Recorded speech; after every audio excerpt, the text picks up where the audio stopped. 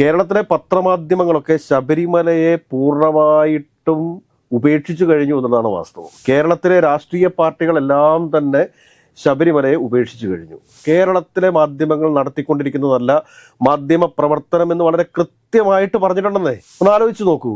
കഴിഞ്ഞ 3 ആഴ്ച കേരളത്തിൽ എന്തായിരുന്നു ബഹളം? ഉണ്ണികൃഷ്ണൻ പോറ്റി പ്രതിപക്ഷ നേതാക്കന്മാരെയും അതോടൊപ്പം തന്നെ ഈ കേരളത്തിലെ പത്രമാധ്യമങ്ങളെല്ലാം സെറ്റിൽ ചെയ്തു. മാധ്യമങ്ങൾ ഇവിടെ ജഡ്ജിയായിട്ട് മാറുന്ന ഒരു അവസ്ഥകൾ ഉണ്ടാവാൻ പാടില്ലല്ലോ. മാധ്യമങ്ങൾ അഭിപ്രായം പറഞ്ഞോട്ടെ.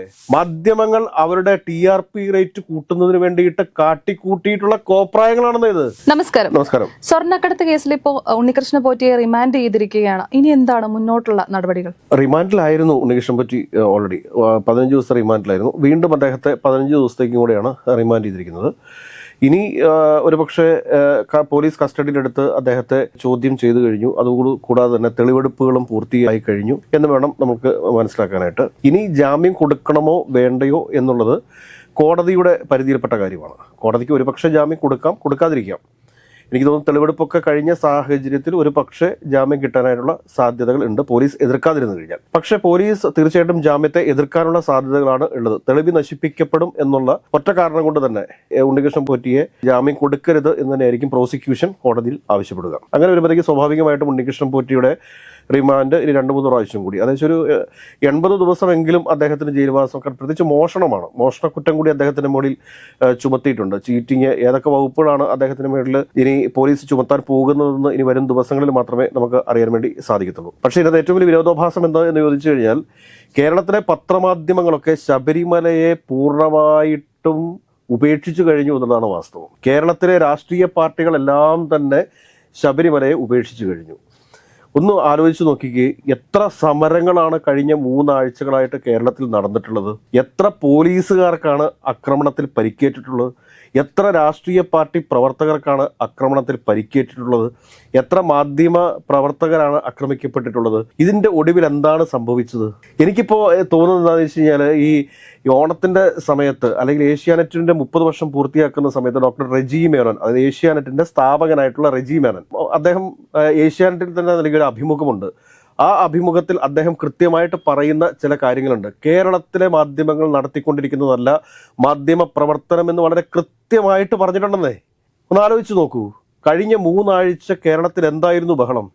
കേരളത്തിൽ എന്തെല്ലാം സുപ്രധാനമായ തീരുമാനങ്ങൾ കൈക്കൊള്ളേണ്ട, ചർച്ചകൾ നടക്കേണ്ട സമയത്താണ് ഇങ്ങനെ ഒരു ശബരിമല വിവാദത്തിലേക്ക് പോയത്. ശബരിമലയിൽ മുഖ്യമന്ത്രി രാജിവെക്കണം, ശബരിമലയിൽ ദേവസ്വം മിനിസ്റ്റർ രാജിവെക്കണം, ശബരിമലയിൽ ദേവസ്വം ബോർഡ് പ്രസിഡന്റ് രാജിവെക്കണം. ഇങ്ങനെ എന്തെല്ലാം ആവശ്യങ്ങളാണ് ഓരോ ദിവസവും രാവിലെ ടെലിവിഷൻ തുറക്കുന്ന സമയത്ത് തന്നെ, TV ഓൺ ചെയ്യുന്ന സമയത്ത് തന്നെ, അല്ലെങ്കിൽ നമ്മുടെ മൊബൈൽ സ്ക്രീൻ ഓൺ ചെയ്യുന്ന സമയത്ത് തന്നെ വന്നുകൊണ്ടിരുന്നത്. ഇപ്പൊ ഈ സമരമൊക്കെ എവിടെ പോയി? ഉണ്ണികൃഷ്ണൻ പോറ്റി പ്രതിപക്ഷ നേതാക്കന്മാരെയും അതോടൊപ്പം തന്നെ ഈ കേരളത്തിലെ പത്രമാധ്യമങ്ങളെല്ലാം സെറ്റിൽ ചെയ്തോ? അല്ലെങ്കിൽ ഉണ്ണികൃഷ്ണൻ പോറ്റി വിറ്റ സ്വർണത്തിന്റെ എന്തെങ്കിലും പങ്ക് ഇവർക്കൊക്കെ കിട്ടിയോ? എന്താ സംഭവം എന്നറിയണ്ടേ?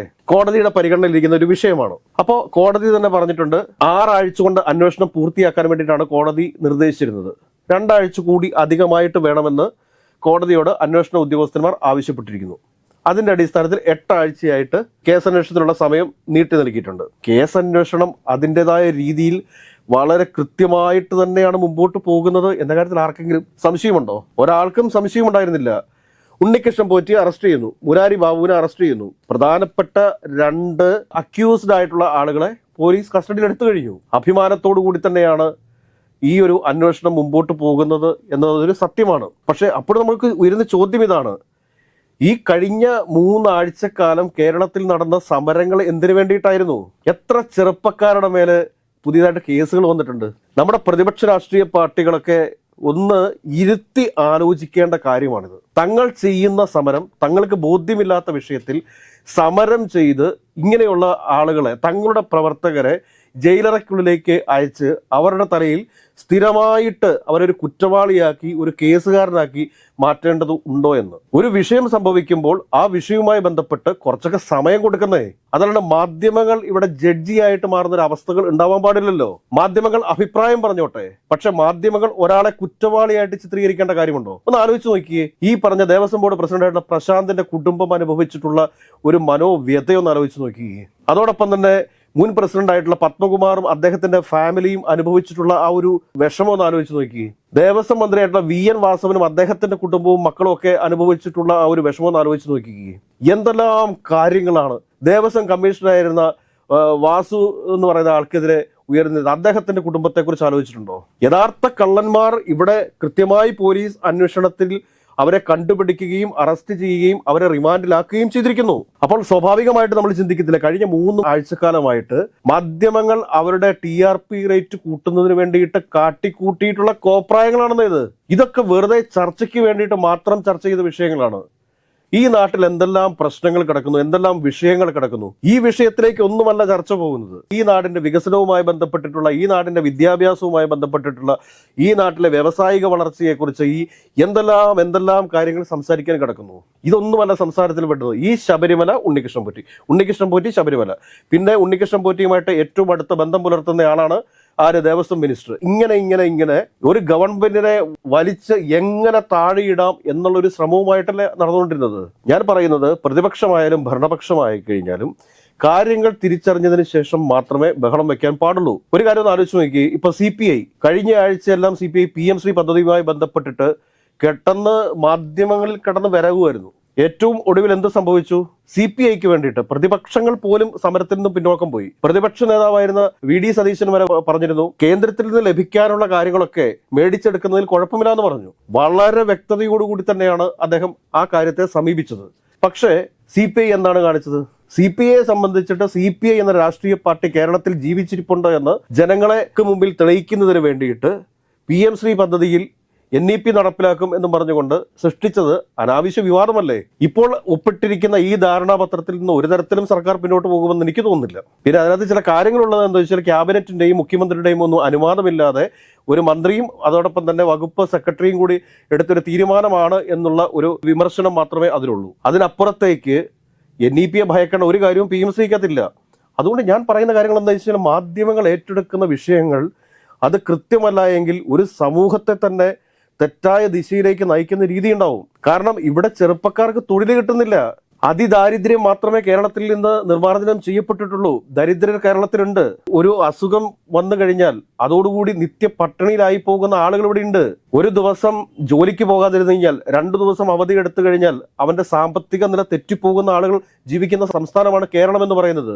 ഇതിനൊക്കെ എങ്ങനെ ഒരു പരിഹാരം കണ്ടെത്താം എന്നുള്ളതിനെ കുറിച്ചൊക്കെ ചർച്ച ചെയ്തതിന് പകരമായിട്ട് ഈ മാധ്യമങ്ങൾ ഇങ്ങനെയൊക്കെ പെരുമാറാൻ തുടങ്ങിക്കഴിഞ്ഞാൽ, അതായത് നഷ്ടമാർക്കണം. PM ശ്രീ പദ്ധതിയിൽ കഴിഞ്ഞ ദിവസം AYFക്കാർ സമരം ചെയ്തിട്ടുണ്ട്. KSUക്കാർ സമരത്തിന് ഇറങ്ങിയെന്ന് എനിക്ക് അറിഞ്ഞുകൂടെ. എവിടെയൊക്കെ സമരത്തിന് ഇറങ്ങി എന്ന് പറയുന്നത് കേട്ടു. അങ്ങനെ ഉണ്ടെങ്കിൽ അവർക്കെതിരെ വന്നിരിക്കുന്ന കേസ്, ശബരിമലയുമായി ബന്ധപ്പെട്ടിട്ട് സമരത്തിന് ഇറങ്ങിയിരിക്കുന്ന ഏറ്റവും കുറഞ്ഞത് 1000 പേർക്കെതിരെയെങ്കിലും സംസ്ഥാന വ്യാപകമായിട്ട് കേസുകൾ രജിസ്റ്റർ ചെയ്യപ്പെട്ടിട്ടുണ്ടാവാം. ഈ കേസുകളുടെ എല്ലാം ഉത്തരവാദിത്തമില്ലാത്ത രാഷ്ട്രീയ നേതൃത്വത്തിന്, അത് പ്രതിപക്ഷ രാഷ്ട്രീയ നേതൃത്വത്തിന്റെ ഭാഗത്തു നിന്നുണ്ടായിട്ടുള്ളതല്ലേ? BJPയും കോൺഗ്രസും തമ്മിൽ തന്നെ ഫൈറ്റ് ആയിരുന്നല്ലോ. ഞങ്ങളുടെ ശബരിമലയ്ക്ക് വേണ്ടിയിട്ട് നിങ്ങൾ എന്തിനാണ് സമരം ചെയ്യുന്നത് എന്നുള്ള രീതിയിലുള്ള ചോദ്യവുമായിട്ട് വരെ BJP രംഗത്ത് വന്നില്ലേ? എന്തറിഞ്ഞിട്ടാണ് ഈ സമരം ചെയ്തത്? ശബരിമലയിലെ ഒരു ഉപപചാപക സംഘം നടത്തിയിട്ടുള്ള വലിയ സ്വർണ്ണമോഷണം, ആ സ്വർണ്ണമോഷണത്തെ കോടതിയുടെ നിയന്ത്രണത്തിൽ സത്യസന്ധരായ 2 ഉദ്യോഗസ്ഥന്മാർ അന്വേഷണം തുടർന്നുകൊണ്ടിരിക്കുകയാണ് ഈ സമരങ്ങളൊക്കെ നടന്നിട്ടുള്ളത്. മുഖ്യമന്ത്രി സ്വർണം കട്ടെടുത്തു, അല്ലെങ്കിൽ ദേവസ്വം വകുപ്പ് മന്ത്രി VN വാസവൻ സ്വർണം കട്ടെടുത്തു എന്നൊക്കെയുള്ള രീതിയിലുള്ള വ്യാപകമായ പ്രചരണങ്ങളല്ലേ നടന്നുകൊണ്ടിരുന്നത്. ഏറ്റവും ഒടുവിൽ ഇപ്പം എന്താ സംഭവിച്ചിരിക്കുന്നത്? ഉണ്ണികൃഷ്ണൻ പോറ്റി, കള്ളന്മാരായിട്ടുള്ള ഉണ്ണികൃഷ്ണൻ പോറ്റി ജയിലറയ്ക്കുള്ളിലായി, മുരാരി ബാബു ജയിലറയ്ക്കുള്ളിലായി. ഇനിയിപ്പോഴും അന്വേഷണം തുടർന്നുകൊണ്ടിരിക്കുന്നു. ചില മാധ്യമങ്ങളൊക്കെ റീച്ച് കിട്ടാൻ വേണ്ടിയിട്ട് നാളെ രാവിലെ പ്രശാന്തിനെ അറസ്റ്റ് ചെയ്യും, മറ്റന്നാൾ രാവിലെ പത്മകുമാറിനെ അറസ്റ്റ് ചെയ്യും, അതിനുശേഷം വാസുവിനെ അറസ്റ്റ് ചെയ്യും എന്നൊക്കെയുള്ള വാർത്തകൾ നൽകിക്കൊണ്ട് ഇരിക്കും എന്നുള്ളതല്ലാതെ ഒരു പ്രയോജനവും ഇതിനകത്തുണ്ടാവാൻ പോകുന്നില്ല. ശബരിമലയിലെ അന്വേഷണം ഇവിടെ അവസാനിച്ചു എന്ന് തന്നെയാണ് വേണം കരുതാനായിട്ട്. ഈ പറഞ്ഞ ഉണ്ണികൃഷ്ണൻ പോറ്റിയും അതോടൊപ്പം തന്നെ മുരാരി ബാബുവും കുറെ ഉപജാപക സംഘവും ഇന്നിപ്പോൾ 2 പേരെ അറസ്റ്റ് ചെയ്തിട്ടുണ്ട്. അവിടുത്തെ സാധാരണ ലേബേഴ്സാണ്. അതായത് ദർശനം എളുപ്പത്തിലാക്കി നൽകാമെന്നും പറഞ്ഞുകൊണ്ട്, പെട്ടെന്ന് ശബരിമലയിലെ ദർശനം എളുപ്പത്തിലാക്കി നൽകാം എന്ന് പറഞ്ഞുകൊണ്ടാണ് പൈസ വാങ്ങിയിരിക്കുന്നത്, പറ്റിച്ചിരിക്കുന്നത്. അവരെ പോലീസ് അറസ്റ്റ് ചെയ്തിട്ടുണ്ട്. ഇങ്ങനെയുള്ള ആളുകൾ കാട്ടിക്കൂട്ടുന്ന സംഭവങ്ങൾക്ക് അതിന് സംസ്ഥാനത്തെ മുഖ്യമന്ത്രി രാജിവെക്കണം എന്ന് പറയുന്നതൊന്നും ശരിയായ രീതിയല്ല. നമ്മളുടെ മാധ്യമങ്ങളും അതോടൊപ്പം തന്നെ നമ്മുടെ പ്രതിപക്ഷ രാഷ്ട്രീയ പാർട്ടികളും പ്രതികരണത്തിന്റെ അല്ലെങ്കിൽ എങ്ങനെയാണ് പ്രതിഷേധം നയിക്കേണ്ടത് എന്നുള്ളതിനെ കുറിച്ച് പുനർവിചിന്തനം നടത്തണം എന്നുള്ളതാണ് നമുക്ക് ഈ വിഷയത്തിൽ പറയാനുള്ളത്.